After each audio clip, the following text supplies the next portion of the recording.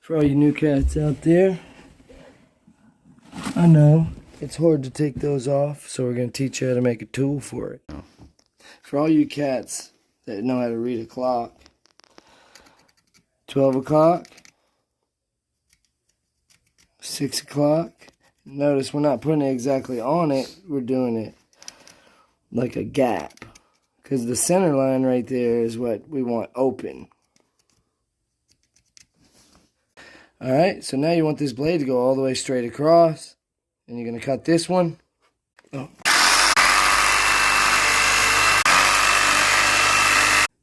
Now we're going to break each one of these teeth out.